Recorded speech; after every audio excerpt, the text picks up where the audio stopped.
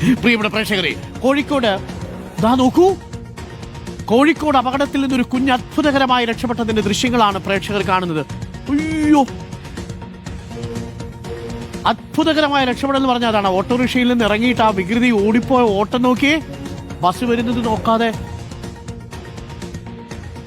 നോക്കൂ, ആ കുഞ്ഞിന്റെ രക്ഷിതാക്കളുടെ ഇത് കണ്ടുകൊണ്ടിരിക്കുന്നത് നമുക്ക് തന്നെ ഉണ്ടല്ലോ. ബസ് എന്ത് ചെയ്യാൻ പറ്റും? ബസ്സിനെ ബ്രേക്ക് ചെയ്യാൻ പോലും കഴിയില്ല. വളരെ പെട്ടെന്ന് ആ ഡ്രൈവർ ഒന്ന് വെട്ടിച്ചത് കൊണ്ട് മാത്രമാണ്, അല്ലെങ്കിൽ സൈഡിൽ തട്ടുമെന്നുള്ളതിന് ഉറപ്പല്ലേ. വളരെ പെട്ടെന്ന് വലത്തോട്ടൊന്ന് ഒടിച്ചു, ചവിട്ടി നിർത്തുകയും ചെയ്തു. എന്നിട്ട് ആ കൂളായിട്ട് അവിടെ തിരിച്ചങ്ങ് നടന്നുപോയി. വികൃതി കുട്ടിയില്ലേ, ആ ഓട്ടോറിക്ഷയിൽ നിന്ന് കണ്ട് ഇറങ്ങി വന്നത്. അയ്യോ, ഓരോ തവണ കാണുമ്പോഴേ നമുക്ക് വല്ലാത്തൊരു ടെൻഷൻ. ഷാഹദ് റഹ്മാൻ, ശരിക്കും പറഞ്ഞാൽ കണ്ടോണ്ടിരിക്കുന്ന ആരും തലയെ കഴിച്ചു പോകും. അവളാണെങ്കിൽ പുറകിൽ ഈ വണ്ടി വരുന്നത് നോക്കിയതേ ഇല്ല. ഓട്ടോറിക്ഷയിൽ വന്നിറങ്ങിയ കുട്ടിയാണോ ഈ ഓടിപ്പോയത് ഷഹദ്? ഡോക്ടർ അരുൺ, തീർച്ചയായും ആ ഓട്ടോറിക്ഷയിൽ ആ കുട്ടിയുടെ മാതാപിതാക്കൾക്കൊപ്പം വന്നതായിരുന്നു. ആ വന്ന് മാതാപിതാക്കൾ ഈ ഓട്ടോക്കാരന് പൈസ കൊടുക്കുന്ന സമയത്ത് തന്നെ ഈ കുട്ടി ഇറങ്ങി ഓടുകയായിരുന്നു. റോഡ് ക്രോസ് ചെയ്യാൻ വേണ്ടിയിട്ടാണ് കുട്ടി ശ്രമിച്ചിട്ടുണ്ടായിരുന്നത്. അതിനിടയിലാണ് ഈ ബസ് വന്നിട്ടുണ്ടായിരുന്നത്. കുട്ടി ആയതുകൊണ്ട് തന്നെ ബസ് ഡ്രൈവർ കണ്ടിട്ടില്ല. ഒപ്പം തന്നെ അങ്ങനെ ഒരു കുട്ടി അവിടേക്ക് പെട്ടെന്ന് ഓടി വരുന്നത് അദ്ദേഹം പ്രതീക്ഷിക്കുന്നുമില്ല. ആ ഘട്ടത്തിലാണ് ഈ കുട്ടി ഓടി വരുന്നത്. പക്ഷേ ഭാഗ്യമെന്ന് പറയട്ടെ, ഡ്രൈവർ കൃത്യസമയത്ത് ബ്രേക്ക് പിടിച്ചു, വെട്ടിച്ചെടുത്തു. അതിനുശേഷം ബ്രേക്ക് പിടിച്ചു. അതുകൊണ്ട് വലിയ ഒരു അപകടം ഒഴിവായി എന്ന് വേണം നമുക്ക് ഈ ഒരു ഘട്ടത്തിൽ പറയാൻ. മാത്രമല്ല, ഈ ബസ് ഡ്രൈവറെ സംബന്ധിച്ചിടത്തോളം ബസ് ഡ്രൈവർക്ക് അത് വലിയൊരു ഷോക്കായിട്ടുണ്ട്.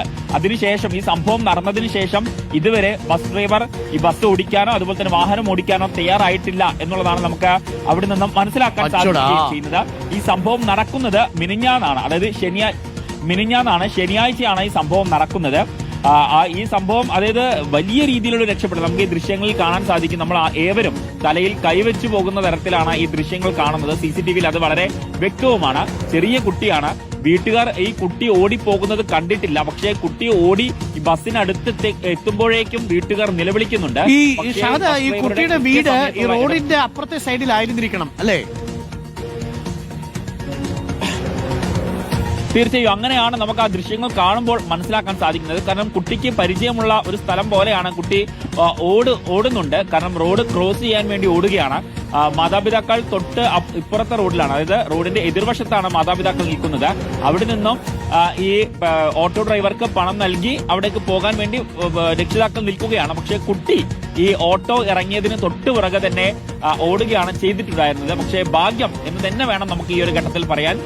ആ ഭാഗ്യം കൊണ്ട് മാത്രമാണ് ഇപ്പോൾ വലിയ അപകടം ഉണ്ടായത്. ഡ്രൈവർ ശരിക്കും ഒരു മിന്നായം പോലെ ഈ കുട്ടിയെ കണ്ടു കാണാൻ സാധ്യതയുള്ളൂ. കാര്യം നോക്കൂ, ഈ ഓട്ടോറിക്ഷയുടെ മറവിൽ നിന്ന് ഈ കുട്ടി വരുന്നത് സെക്കൻഡുകൾ, നൊടിയിട കൊണ്ടൊന്ന് കണ്ണിൽ പെട്ടിട്ടുണ്ടാവും അല്ലെ? ഒരു പൂമ്പാറ്റ പോലെ ഈ കുട്ടി ഇങ്ങനെ വരുന്നത്.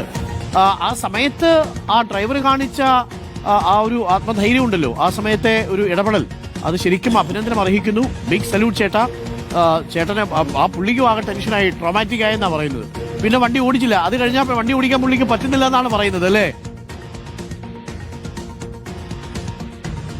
തീർച്ചയായിട്ടും. കാരണം അത്രയും വലിയൊരു അപകടമാണ് അദ്ദേഹത്തിന്റെ കൃത്യസമയത്തുള്ള ഇടപെടൽ കാരണം ഒഴിവായിട്ടുള്ളത്. അതൊരു പക്ഷേ അദ്ദേഹത്തിന് ഒരു ഷോക്കായി മാറിയിട്ടുണ്ടാകാം. അതുകൊണ്ടാണ് അദ്ദേഹം പിന്നെ വണ്ടി ഓടിക്കാൻ കൂട്ടാക്കാതിരുന്നത്. അദ്ദേഹത്തിന് അതിൽ നിന്ന് റിക്കവർ ആവാൻ ഇതുവരെ സാധിച്ചിട്ടില്ല എന്നുള്ളതാണ് പറയുന്നത്. അത് നമുക്ക് സ്വാഭാവികമായിട്ടും ഈ ദൃശ്യങ്ങൾ കാണുമ്പോൾ നമുക്കും അത് മനസ്സിലാകും എത്രത്തോളം ഷോക്കായിരുന്നു പുള്ളിക്ക് ഉണ്ടാവുക എന്നുള്ളത്. കാരണം നമ്മൾ തന്നെ ഈ ദൃശ്യങ്ങൾ കാണുന്ന സമയത്ത് തലയിൽ കൈവച്ചു പോകും, അയ്യോ എന്ന് നമ്മൾ ഒരിക്കലെങ്കിലും പറഞ്ഞു പോകും. അത്തരത്തിലൊരു ദൃശ്യമാണ്. പക്ഷേ എന്തായാലും ഭാഗ്യം എന്ന് പറയാം, വലിയ രീതിയിലുള്ള അപകടങ്ങളിലേക്ക് കാര്യങ്ങൾ കൊണ്ടുചെന്ന് എത്തിച്ചിട്ടില്ല എന്ന് വേണം നമുക്ക് പറയാൻ. എന്തായാലും ഇത്തരത്തിൽ ഈ വാഹനങ്ങളൊക്കെ നിർത്തുന്ന സമയത്ത്, അല്ലെങ്കിൽ ഈ റോഡിൽ കുട്ടികളൊക്കെ നിർത്തുന്ന സമയത്ത് എല്ലാ രക്ഷിതാക്കളും ശ്രദ്ധിക്കുക. തീർച്ചയായിട്ടും ഇതേപോലുള്ള വീടുകൾ ഉണ്ടെങ്കിലേ, മിടുക്കി കുട്ടിയാണ് അവള്, മിടുക്കിയാണ്. പക്ഷേ അവളിത് നേരത്തെ അപ്പുറത്തെ വീട്ടിലോട്ടങ്ങ് ഓടിപ്പോയി, രക്ഷിതാക്കളുടെ കൈയൊക്കെ വിട്ടിട്ട്. രക്ഷിതാക്കളാണെങ്കിൽ ആ ഡ്രൈവർക്ക് പൈസ കൊടുക്കുന്ന തിരക്കിലുമായിരുന്നു. മോളെ അവിടെ നിൽക്കത്തൊക്കെ വിളിച്ചു പറയുന്നതിന് മുമ്പ് തന്നെ റോഡിന്റെ പാതിയോടെ അവൾ എത്തി. ഓടി ഒരു ഒറ്റ ഓട്ടം, പൂമ്പാറ്റയെ പോലെ നേരെ അപ്പുറത്തേക്ക് ഓടാൻ പോയതാണ്. പാവം ആ ഡ്രൈവർ ഉണ്ടല്ലോ. എന്റെ ചേട്ടാ, സൂപ്പർ ആയിട്ടോ. നിങ്ങൾ എന്തായാലും ആ ഡ്രൈവർക്ക് ഒരു അഭിനന്ദനമുണ്ട്. ആ ഡ്രൈവർക്ക് ഒരു അഭിനന്ദനമുണ്ട്. ചേട്ടൻ കാണിച്ച ആ ഇടപെടലുണ്ടല്ലോ, ആ കൃത്യസമയത്തെ ആ ഇടപെടലാണ് യഥാർത്ഥത്തിൽ ആ കുഞ്ഞിന്റെ ജീവൻ രക്ഷിച്ചത്. ചേട്ടൻ ധൈര്യമായിട്ട് വണ്ടി ഓടിച്ചോളൂ, നിങ്ങൾ സൂപ്പറാ. എന്തായാലും ആ കുഞ്ഞിന്റെ രക്ഷിതാക്കൾ ഇത് കാണുമ്പോൾ നമുക്ക് ഇത്ര ടെൻഷൻ അടിക്കുമെങ്കിൽ കുഞ്ഞിന്റെ രക്ഷിതാക്കൾക്ക് എന്തോരം ടെൻഷനായിരിക്കും. ഇങ്ങനെയുള്ള കുറേ വികൃതി പൂമ്പാറ്റകളുണ്ട് നമ്മുടെ വീട്ടിൽ. അപ്പോൾ ഒന്ന് പറയണ്ട, ഇതൊന്ന് കാണിച്ചു കൊടുക്കണം. കണ്ടോ ഇപ്പൊ വണ്ടി ഇടിച്ചാണ് എന്ന് കാണിച്ചു കൊടുക്കണം. എത്ര പറഞ്ഞിട്ടെന്താ, നാളെയും കൈവിട്ടാൽ ഇതേപോലെ ഓടിപ്പോവും. ഇതാണ് ആ പ്രായമല്ലേ. അപ്പോൾ എന്തായാലും ഒന്ന് സൂക്ഷിച്ചൊക്കെ നിർത്തുക. തിരക്കുള്ള വീഥികളിൽ റോഡുകളിലൊക്കെ കുഞ്ഞുങ്ങളെ കൊണ്ടൊക്കെ പോകുന്ന സമയത്ത് കൈവിട്ട് കുതിറി ഓടാനുള്ള ഓട്ടം ഉണ്ടാവും. എന്തെങ്കിലും സംഭവിച്ചിരുന്നെങ്കിലല്ലേ. ഇപ്പൊ നമുക്കിതിങ്ങനെ പറഞ്ഞങ്ങ് തീർക്കാം. ആര് സമാധാനം പറയും? ആ പാവ ഡ്രൈവർ ജീവിതകാലം മുഴുവൻ അനുഭവിക്കേണ്ടി വരില്ലായിരുന്നു.